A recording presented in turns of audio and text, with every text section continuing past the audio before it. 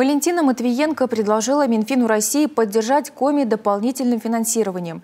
Регионы, которые перечисляют в федеральный бюджет значительные налоговые доходы, необходимо поощрять дополнительными субвенциями, считает спикер Совета Федерации. Она отметила, что это объективная ситуация. Статьи налоговых поступлений в регионах очень разные, и единой методикой выровнять их невозможно. Но в то же время такую диспропорцию все-таки надо исправлять. Регионы стараются заработать как можно больше налоговых доходов. А чем больше они зарабатывают, тем больше снимают. Исчезает мотивация хорошо работать, заключила Валентина Матвиенко. Антон Ильич, мы с вами это обсуждали.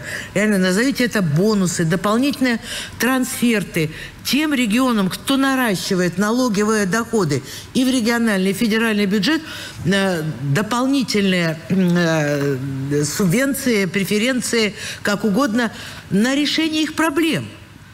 Потому что у них тоже много, ну вот скажем, возьмем республику Коми.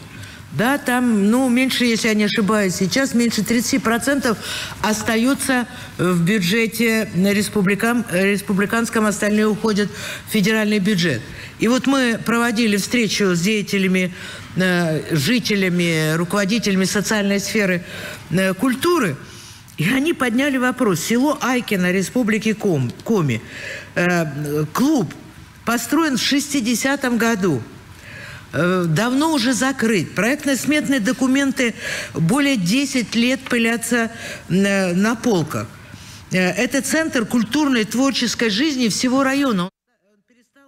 Как отметила спикер Совета Федерации, цена вопроса – 78 миллионов рублей на капитальный ремонт.